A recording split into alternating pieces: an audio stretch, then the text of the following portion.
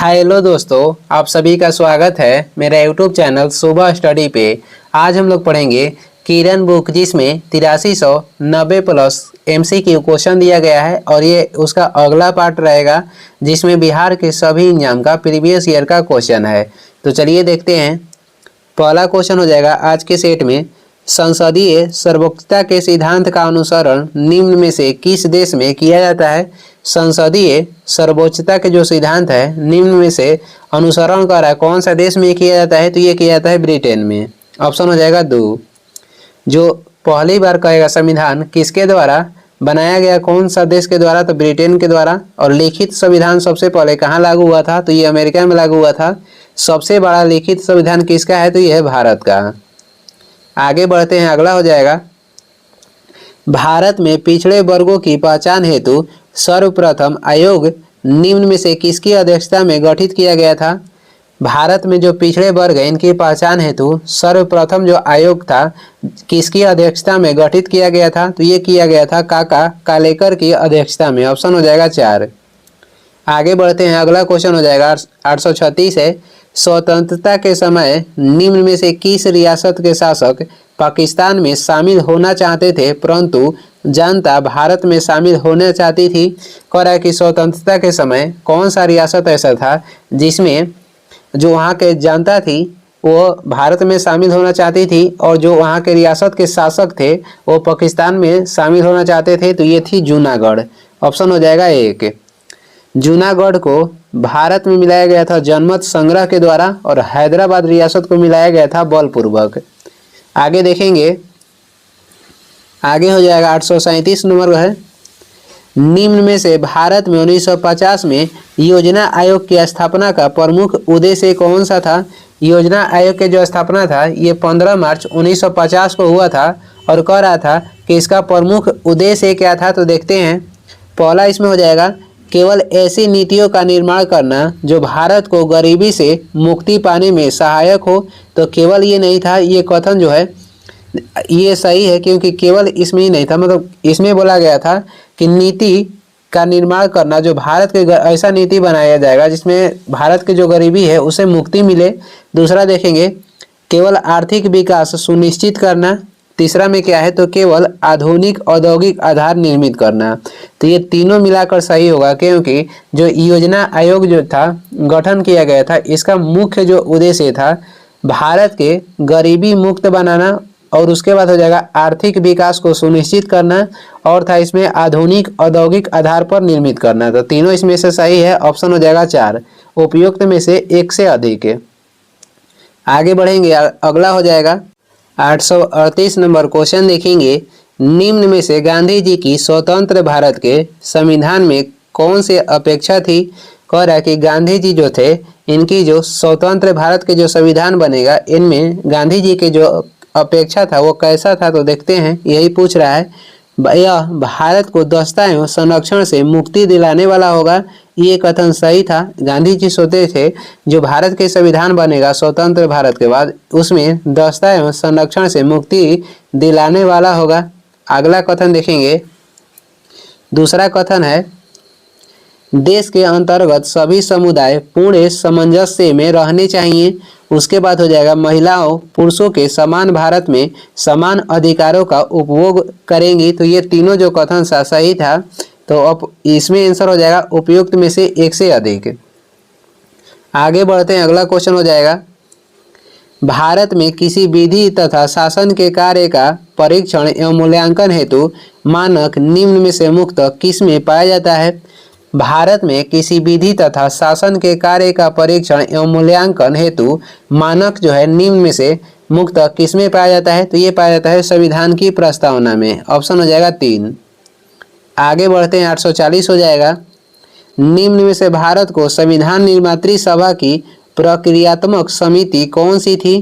तो संविधान निर्मात्री सभा की प्रक्रियात्मक समिति कौन सी थी, तो इसमें से हो जाएगा वित्त एवं अष्टाफ समिति। ऑप्शन हो जाएगा 1, वित्त एवं अष्टाफ समिति।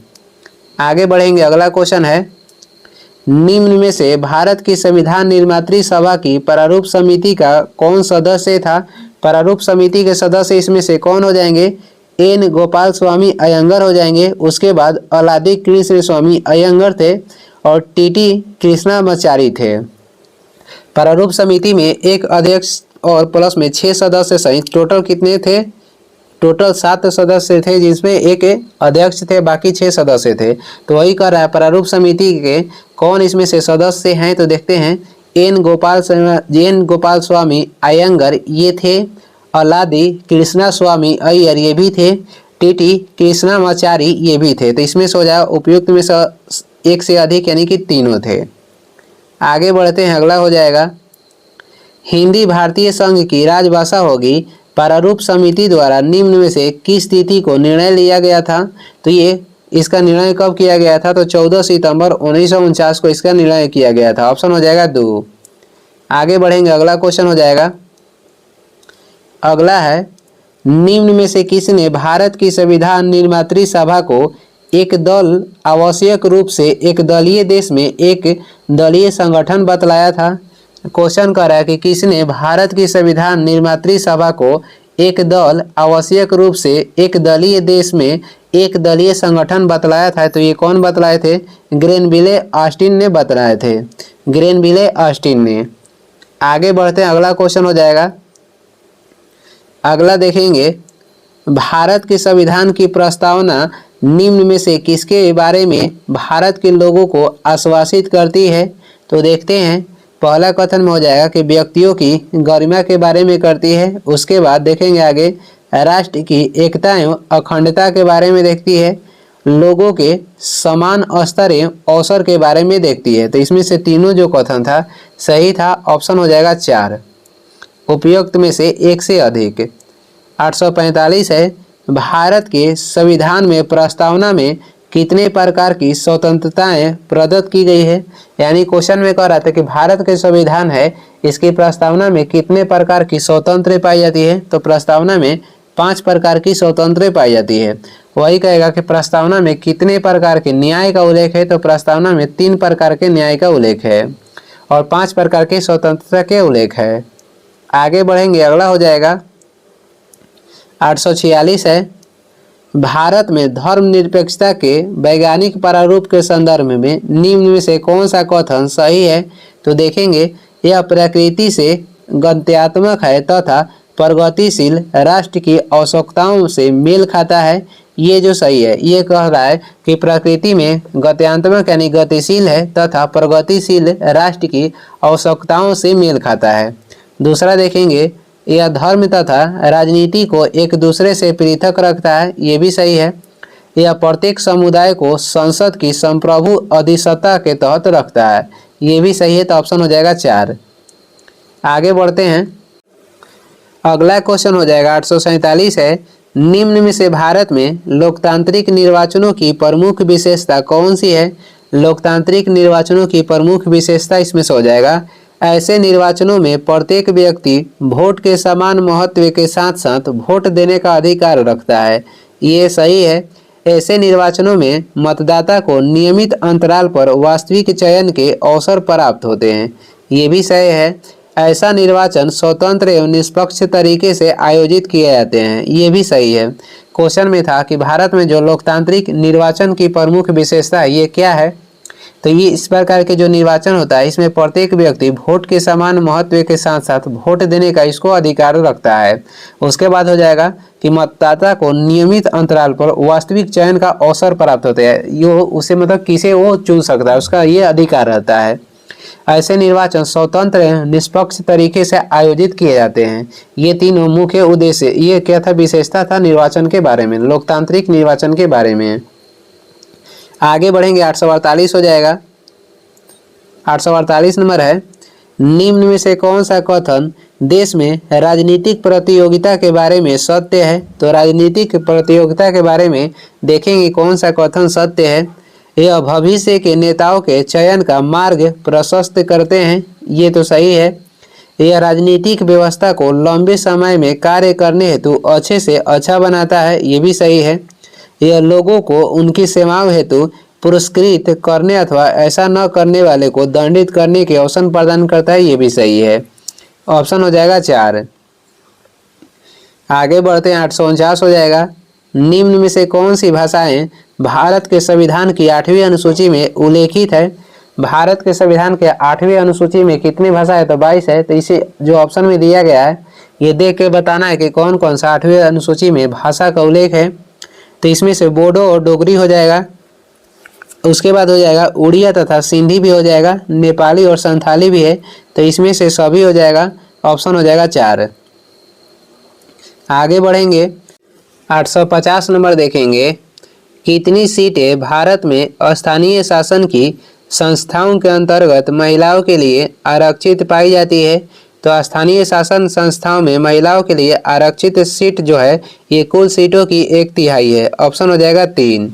आगे बढ़ते हैं, अगला क्वेश्चन हो जाएगा, अगला जो क्वेश्चन है देखेंगे 851 हो जाएगा, पिछड़ी जातियों के लिए राष्ट्रीय आयोग देश में निम्न में से भारत के संविधान के किस संशोधन द्वारा निर्मित किया गया था? तो ये कह रहा है कि पिछड़ी जातियों के लिए जो राष्ट्रीय आयोग है देश में निम्न में से भारत के संविधान के किस संशोधन द्वारा निर्मित किया गया था? तो ये संशोधन हो जाएगा 102वें संशोधन था, ऑप्शन हो जाएगा 3। आगे बढ़ते हैं, अगला क्वेश्चन हो जाएगा, संसद के सदस्यों को शपथ का प्रारूप भारत के संविधान की निम्न में से किस अनुसूची में पाया जाता है? तो संसद के जो सदस्य होते हैं उनके शपथ का उल्लेख अनुसूची कहेगा तो 3य अनुसूची में दिया गया है, यानी 3रा अनुसूची में, ऑप्शन हो जाएगा 2। आगे बढ़ते हैं, अगला हो जाएगा, आपातकाल के दौरान संसद की समय अवधि को बढ़ाने के बारे में निम्न में से कौन सा कथन सही है? आपातकाल के दौरान देखते हैं कि संसद की जो समय अवधि बढ़ाने के बारे में कौन सा कथन सही है। तो बारी बारी देख लेते हैं। इसको एक बार में आपातकाल में 1 वर्ष तक के लिए बढ़ाया जा सकता है और ये कथन जो है सही है। इसको एक बार में आपातकाल में 8 माह तक के लिए बढ़ाया जा सकता है, ये कथन क्या है? तो गलत है। इसको आपातकाल के रुक जाने के बाद 6 माह तक बढ़ाया जा सकता है। आपातकाल के रुक जाने के बाद ये भी सही है, तो 1 और 3 सही है, ऑप्शन हो जाएगा 4। इसका आंसर 4 होगा, उपयुक्त में से 1 से अधिक।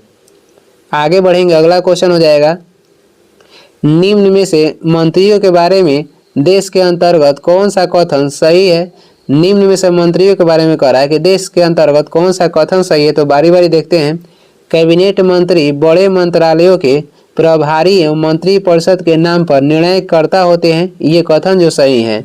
जो कैबिनेट मंत्री हैं ये बड़े मंत्रालयों के प्रभारी एवं मंत्रिपरिषद के नाम पर निर्णयकर्ता होते हैं। दूसरा कथन है, स्वतंत्र प्रभार के साथ राज्य मंत्री छोटे मंत्रालयों के प्रभारी तथा आमंत्रित किए जाने पर बैठकों में भागीदारी होते हैं, ये भी जो कथन है सही है। अगला देखेंगे, तीसरा कथन हो जाएगा इसमें, राज्य मंत्री मंत्रिपरिषद की सहायता हेतु होते हैं, ये भी सही है। तीनों कथन सही था, ऑप्शन हो जाएगा इसमें से 4। आगे बढ़ते हैं, अगला क्वेश्चन है, कौन सा संवैधानिक संशोधन भारत के राष्ट्रपति को मंत्रिपरिषद की सलाह के अनुसार कार्य करने हेतु बाध्यता है, यानी कि बांधे रखता है?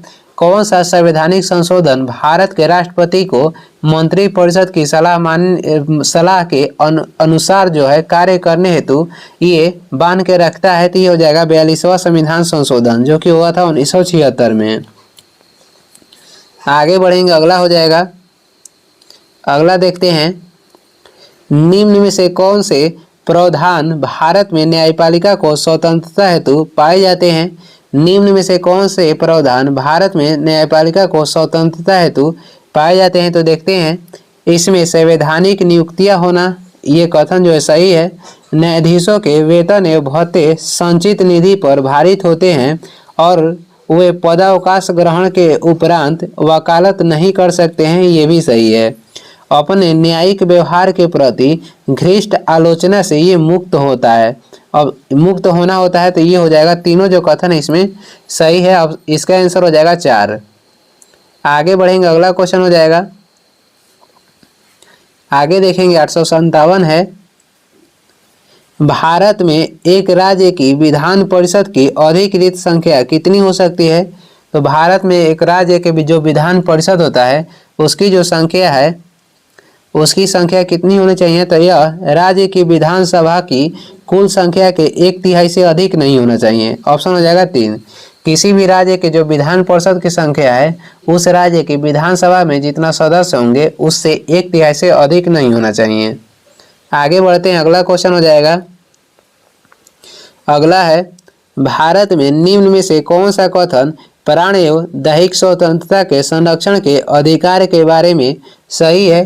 तो इसमें से कह रहा है कि कौन सा कथन जो है सही है। तो देखते हैं, नागरिकों को यह केवल राज्य के विरुद्ध उपलब्ध है। ऑप्शन हो जाएगा एक, जो प्राण एवं दैहिक स्वतंत्रता है इसका संरक्षण ये नागरिकों को केवल राज्य के विरुद्ध उपलब्ध है और इसका उल्लेख अनुच्छेद 21 में है।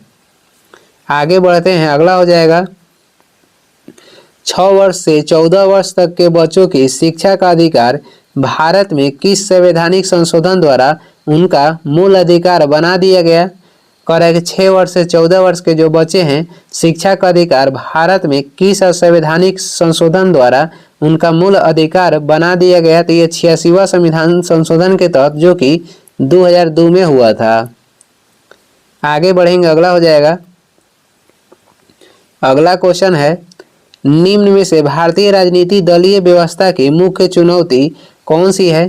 कह रहा है कि भारतीय राजनीतिक दलीय व्यवस्था की मुख्य चुनौती कौन सी है? तो इसके चुनौती के बारे में देखते हैं। दलों के अंतर्गत आंतरिक लोकतंत्र का अभाव, ये सही है। दलों में सर्वप्रथम होने के लिए गत्यात्मक उत्तराधिकारी की व्यवस्था का अभाव, ये भी सही है। दलों में विशेषतः निर्वाचनों के दौरान धन तथा भुज बल की बढ़ती हुई भूमिका, ये भी सही है। यानी कि लोग जो क्वेश्चन में ये था कि भारतीय राजनीतिक दलीय व्यवस्था की मुख्य चुनौती कौन कौन सी है, तो इसमें से मुख्य चुनौती तीनों हो जाएगा, आंसर हो जाएगा 4।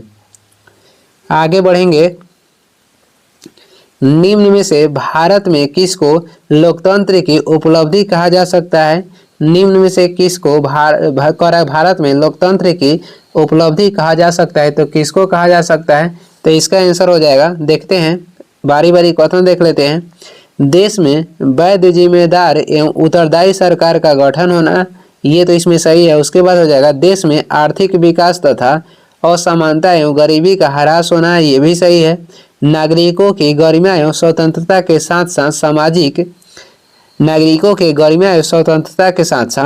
सामाजिक विभिन्नताओं हेतु देश में अनुग्रही शासन का अस्तित्व होना, इसमें से तीनों जो कथन था सही था, आंसर हो जाएगा 4। 862 हो जाएगा, CAA के अंतर्गत नागरिकता प्रक्रिया के लिए आवेदन और निष्पादन किसके द्वारा किया जाएगा? तो ये किसके द्वारा किया जाएगा? तो डाक विभाग के द्वारा, जनगणना विभाग के द्वारा और उसके बाद हो जाएगा केंद्रीय सुरक्षा IB के द्वारा। ये तीनों के द्वारा किया जाएगा, आंसर हो जाएगा 4। आगे बढ़ेंगे, अगला क्वेश्चन हो जाएगा, 1980 के दशक के प्रारंभ में सर्वोच्च न्यायालय ने न्याय तक पहुंच बढ़ाने के लिए कौन सा तंत्र तैयार किया?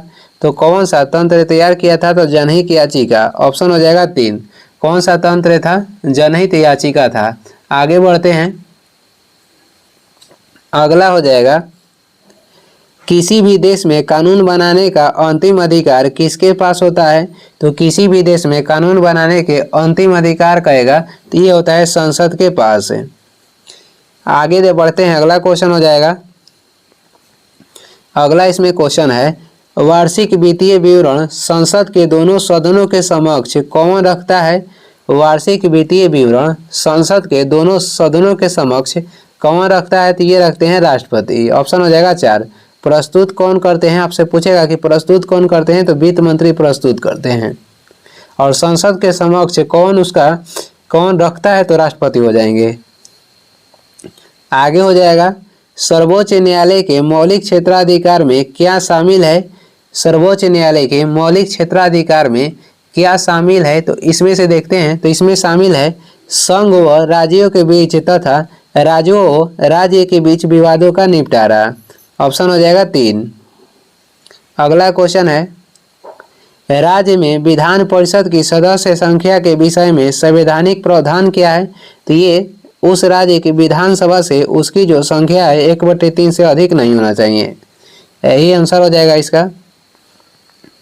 राज्य की विधानसभा की सदस्य संख्या की 1/3 से अधिक नहीं होगा, यही इसका स्तर है। संविधान सभा के चुनाव हुए थे, संविधान सभा के चुनाव हुए थे तो ये हुआ था जुलाई 1946 में। ऑप्शन हो जाएगा 1।